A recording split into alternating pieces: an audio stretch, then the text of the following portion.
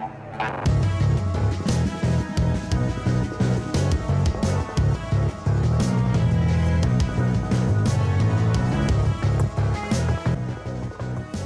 and welcome right here to the Spearsy Spin Show.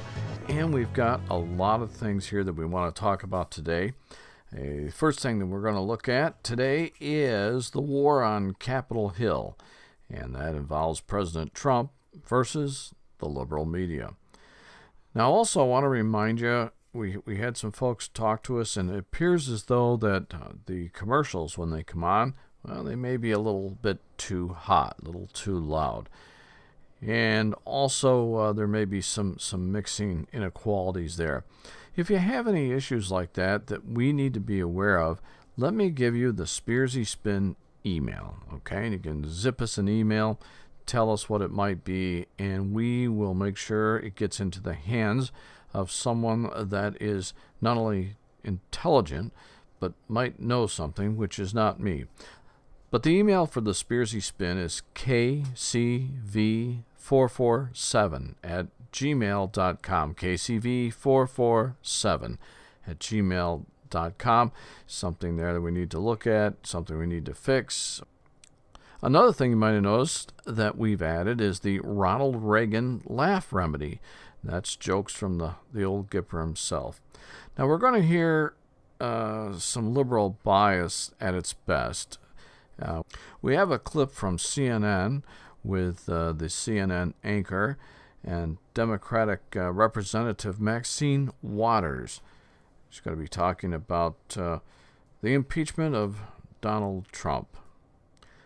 And Dan Rather, is he back? Well, so it would appear the war on Capitol Hill gets stronger and longer. And the war is the President of the United States, Donald Trump, versus the press. As you know, in the last few days, the President has been denying access to certain news agencies because they have this nasty habit of not reporting the news correctly or omitting things, which is the same as not reporting the news correctly. And also, the media, the mainstream media, constantly looks for opportunities to put a campaign together. And that campaign would be the White House, Donald Trump, and Russia. So the left-wing press, or the major news outlets, I should say, I suppose, have been pushing these narratives. And there was a Fox News poll that was taken just recently, and it says that 55% of the American folks today have no confidence in mainstream media. And what it boils down to is that, people have learned, they've listened, they've learned, they've watched, and they're tired of the attacks from the mainstream media. And now everything these folks are doing, all the false narratives that they're putting out there, is now coming back to bite them because, and I know it just within my social circles, because I have folks that aren't Republican, they're not conservative, some are Democrats, some are independent, a few are liberal, but they're friends. And already, the folks that, we're talking about that are friends of mine that are Democrat are sick to death. They are sick to death. So the campaign that's been waged by the Looney Tunes in Hollywood, if you had a chance to watch the... What should we call that show? It used to be the awards show, but now I guess it's the get up and make a political statement show. And I guess Warren Beatty was so upset he forgot who actually won the. Was it the best movie? Yeah, it's the best movie. I think it was. I don't know. I don't watch it. I don't watch it exactly for that reason because I can't stand the Meryl Streeps. Yeah, I can't stand. Look. Years and years ago, I worked for a major corporation, a good-sized corporation, I should say. I shouldn't say major. This one was, a good size. And anyway, it was a perishable food corporation. And you had opportunities to win all sorts of things. You win some cash bonuses. You might win a trip. Whatever. And oddly enough, I inherently have this ability, they tell me, to be somewhat of a good salesperson, I guess. So, I had won several different things, including trophies and all that. But there was never a time that I went up on the microphone. Most of our monthly meetings, were held at the Treadway Inn outside of Endicott. And I never went up to the microphone and said, well, you know what, I know I won this here award and I'm real proud, I suppose, but I want to talk about Jimmy Carter. That never happened. It doesn't make sense. None of this makes sense. It's almost like someone flew a plane over Hollywood and sprayed the folks down there with something, and they just seem to be out of it. Just out of it. But I digress. Don't go away. We have to pay some bills, and then we're coming back with Mike Spears. Remove the jobs, break the schools, pull back the police. Let the streets flood with drugs. Let violent gangs recruit child soldiers and terrorize neighborhoods. Don't prosecute gun crimes. And when the media looks you in the eye after another bloody weekend in a major American city, call for more gun control. If our politicians are truly using the carnage they refuse to stop to attack the rights of honest, hardworking Americans caught in living hell, then they are guilty of the most despicable form of racism imaginable. What has been allowed to happen in our inner cities is an absolute disgrace. If the same epidemic of poverty, gang violence, and broken schools poison the neighborhoods of the nation's political class, you'd better believe they'd be talking about real solutions, not gun control. I'm the National Rifle Association of America, and I'm freedom's safest place. Hello, this is Captain Jack Sparrow. See, you've already met this dastardly scoundrel who calls himself Mike Spears. That would mean that you're listening to the Spearsy Spin Night. By my reckoning, if you give a thumbs up and subscribe, this would make you one of the crew. Savvy?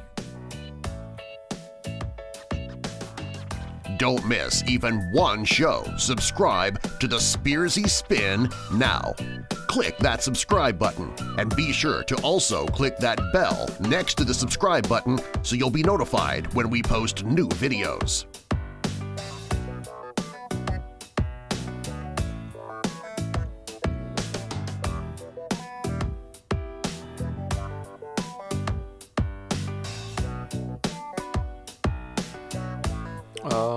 Okay, we are headed back.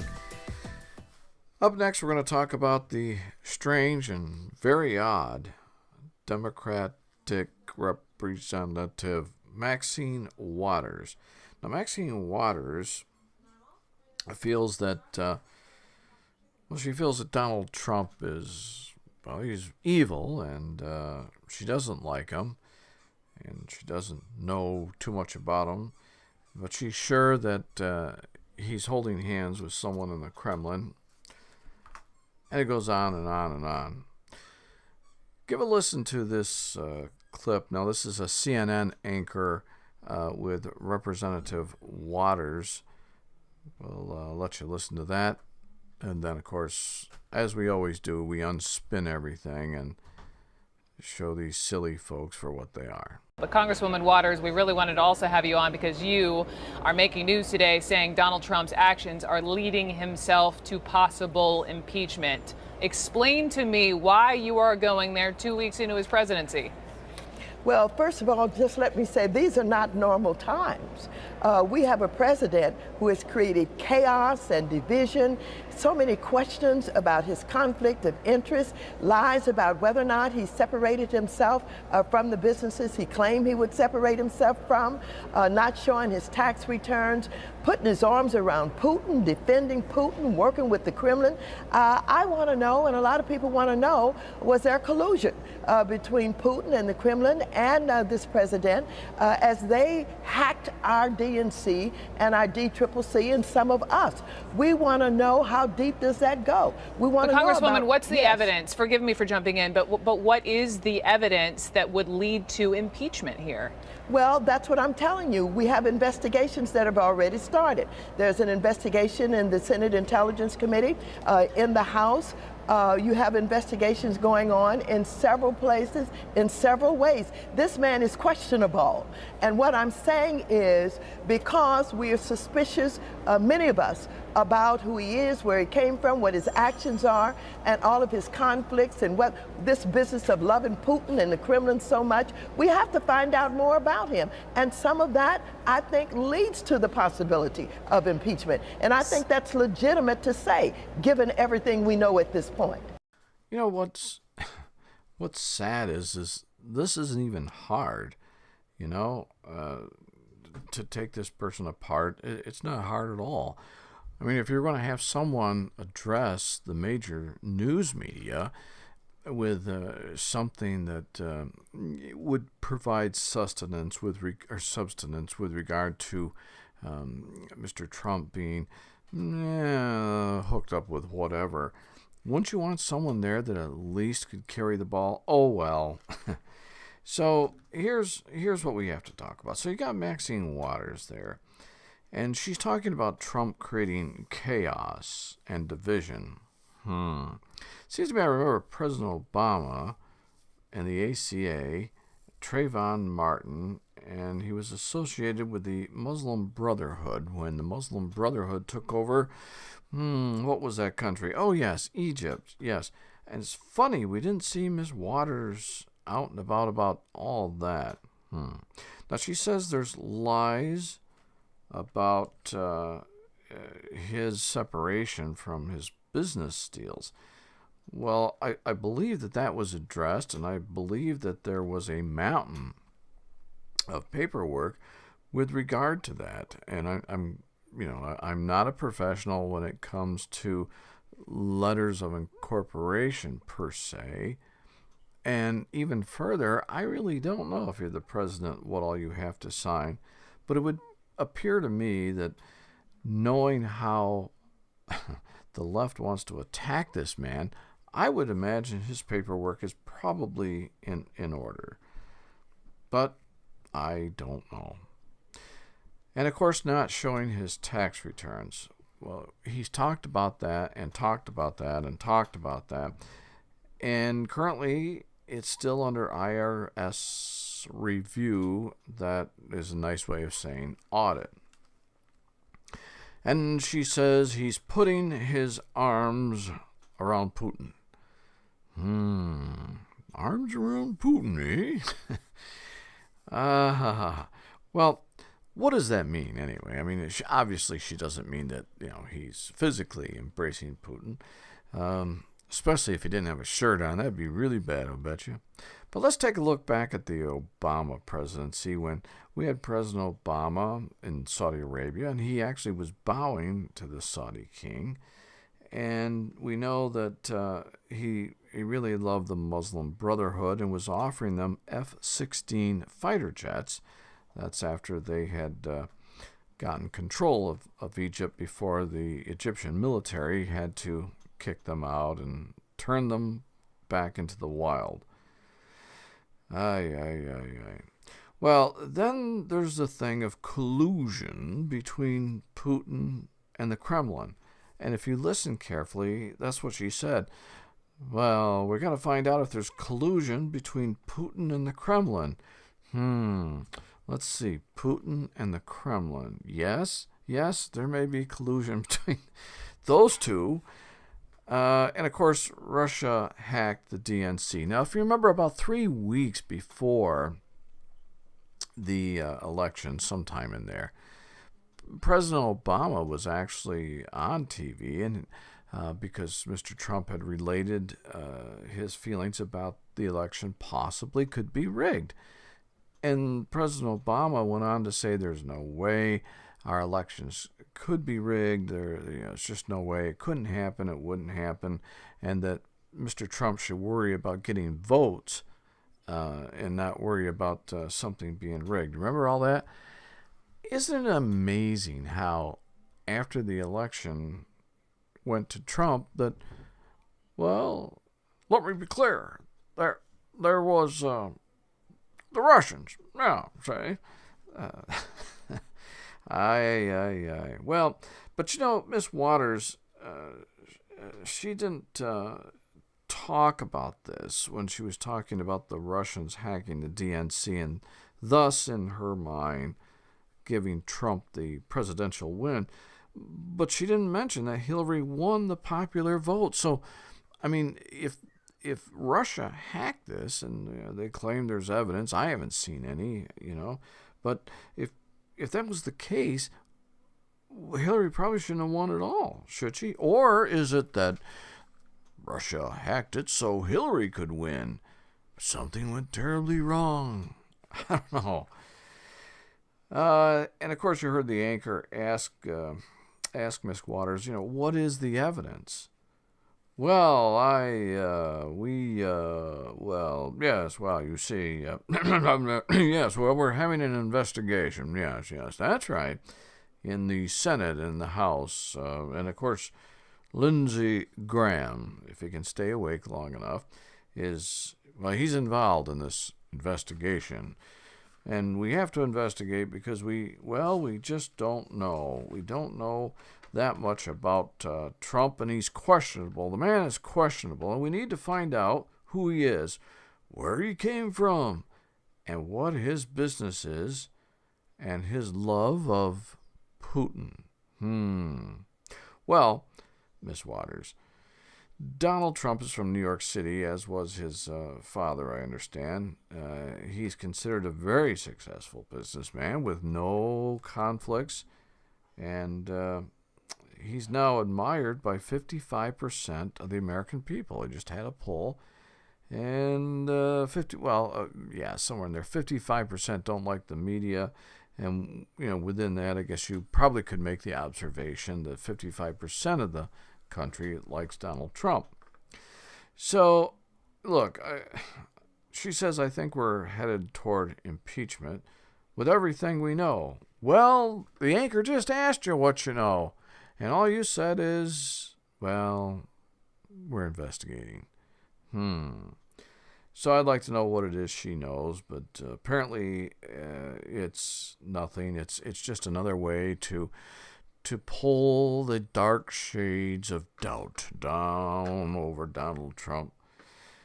So we'll see. But maybe Miss Waters can share some of her divine wisdom upon us, because we out here are poor but humble voters. So that is that. And that's where we're at with Miss Waters. We'll have to keep an eye on her because she has a habit of getting herself in the news and making herself look kind of silly. Okay, and moving on, it's now time for the Donald Trump laugh remedy. We just started adding that in, and folks seem to like it. They seem to be eating this up from everything I'm hearing. Of course, we're over there at the Google place. We're on Twitter, Facebook, and whatever else it is. And so they seem to like this. So without further ado, we are going to now hook you up so that you might hear a bit of laughter from the old Gipper himself. In the Soviet Union, who went out to one of those state collective farms, grabbed the first worker he came to, said, "How are the crops?" "Oh," he said, "the crops never been better, just wonderful." He said, "How about potatoes?" "Oh," he said, "Comrade Commissar, if we could put the potatoes in one pile, they would reach the foot of God." And the commissar said, "This is the Soviet Union. There is no God." He said, "That's all right. There are no potatoes." Favorite quotations about age comes from Thomas Jefferson. He said that we should never judge a president by his age, only by his work. And ever since he told me that, I've stopped worrying. Wow. Sure do miss him. Coming up, we're going to talk about Dan Rather, who used to be with the CBS Evening News. He actually took over after Walter Cronkite, who left CBS News after 400 years of reporting. I always liked Walter Cronkite, though. I grew up watching Walter Cronkite with my dad. And, when you're little like that and, he's on the air for 400 years, that, and we only got 3 channels. What are you going to do, right? But Dan Rather, he is reinventing himself these days. Yes, he's going to be teaching a course somewhere, and the course is on journalism. And one of the things he talks about in his course, apparently, is, of course, professionalism. And that's important. And honesty. Well, that's probably important. But to have Dan Rather talk about those two things makes about as much sense as having Heidi Kleiss talk about abstinence. Just saying. We have a clip here from the Fallon. I wanted to say something else, but I just can't. But it's Jimmy Fallon and his show, and he has Dan Rather on there, and we had to go through and edit a lot of this, or somebody did, I guess, because they kept Dan on there over 9 minutes, which quite a bit of time, I guess. So we're going to play this clip. And after the clip, it looks like, according to what I'm seeing here, we're going to go into a break. When we come out of the break, we'll talk about the clip, listen to another one besides. So don't run away. But it's been a real experience for me. Yeah.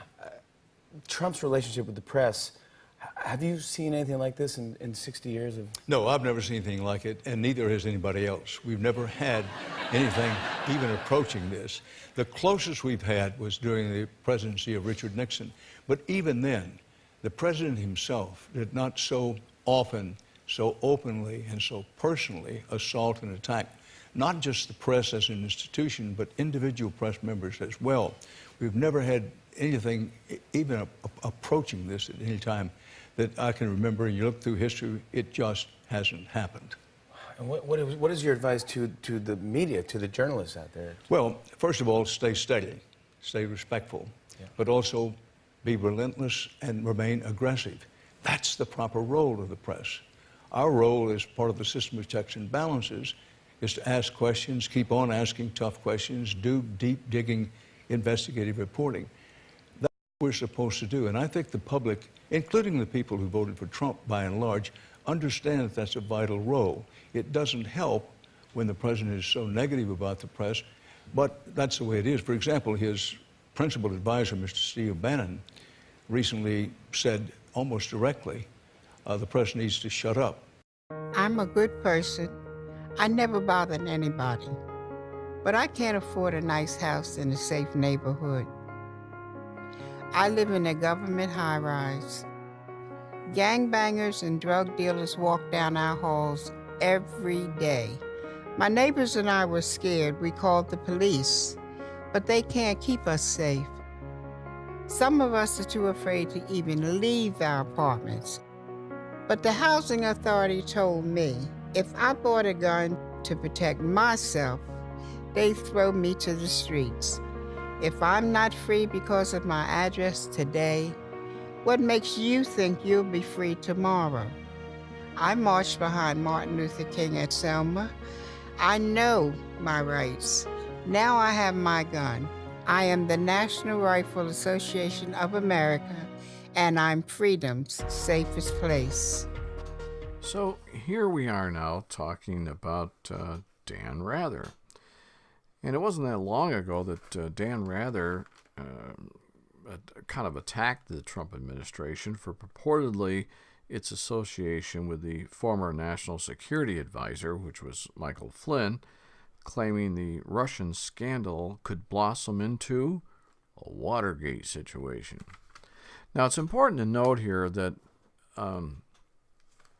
Dan Rather was never a fan of any Republican. And so you have to keep that in mind.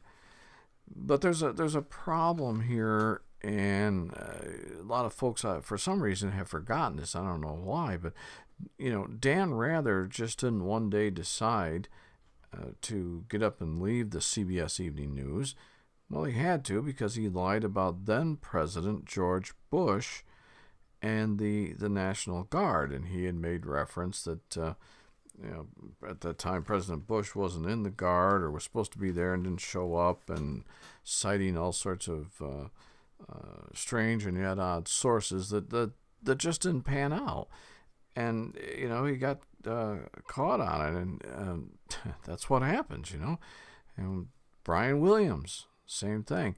So when the folks, meaning the folks out in America, are seeing this, they're hearing this, and so many people I've noticed are really now taking an interest where before that they didn't. They just kind of like, well, whatever.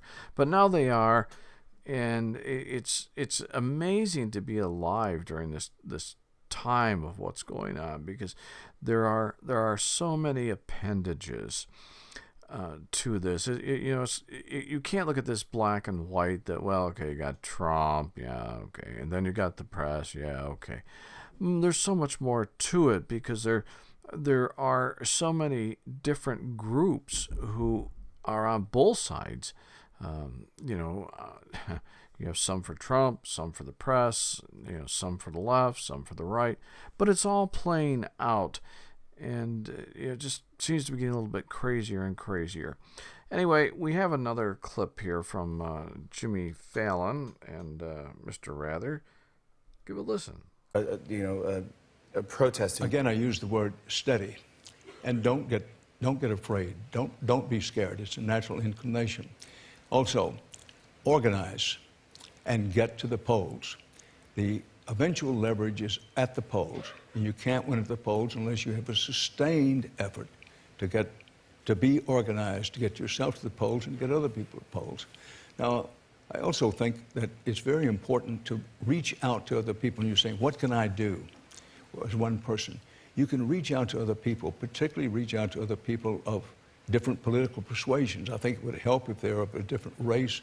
Talk to them, reason with them, try to reach common ground.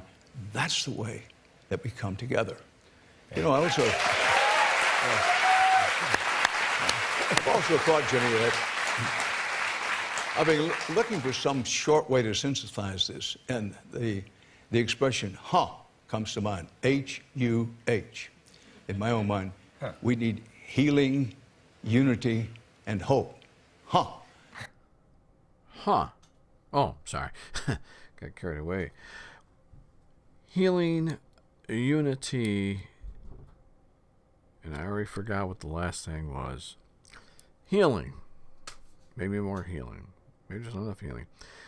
Well, this is the type of stuff that I hear all the time.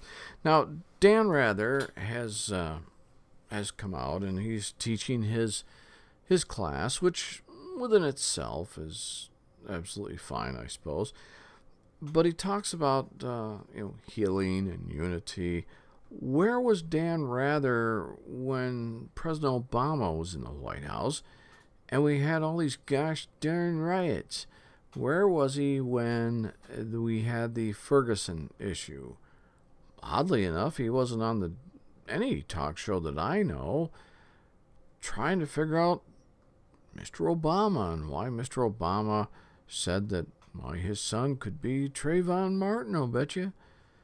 Or what about all the other strange and yet odd things Mr. Obama said that would cause a ripple effect against police officers in this country? I don't remember seeing Dan Rather on any shows, but then again, I don't watch a lot of these shows, but yet I have enough people in my circles here. Pretty sure I would have known about it. Now, poor Dan, he's trying to make a comeback, and if you listen carefully, he said, well, we've we have to stay, solid or something. Yes, maybe that's it. Well, that'll work. And the other thing we have to do is we have to talk to people and get to the polls, especially people from a different type of creed, maybe. Yes. Translation.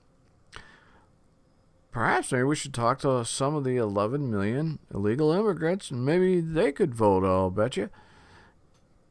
Look, this stuff is not rocket science, It really isn't. I mean, I make fun of it, but I've been like this for the last 110 years, and I hear this stuff, and I go, "Wow, really?" So, in a way, I feel bad for Dan Rather, because he came in on the shirt tails of Walter Cronkite, and that was a hard spot to fill. And, he just made a mistake. He never should have said that stuff about George Bush. Cost him his job. And so there you are. So we'll keep our eye on Dan Rather and see what else he comes up with. But for now, that's going to be our show. We're going to look for you all tomorrow. Hope you get over here and listen. Who knows? I might even say something intelligent, although don't count on it. But thanks for listening. Thanks for all the great things that we're hearing out there, and man, we are really hearing a lot. The only negatives that we have received, if you can call them negatives, is that the commercials are a bit too hot. In other words, too loud. And once in a while, there's a problem with the reentry musics. So I sent that along to anybody that would listen, and told that it'll be looked at. So other than that, again, thanks, and remember, there's only one world. Let's all see if we can live in it.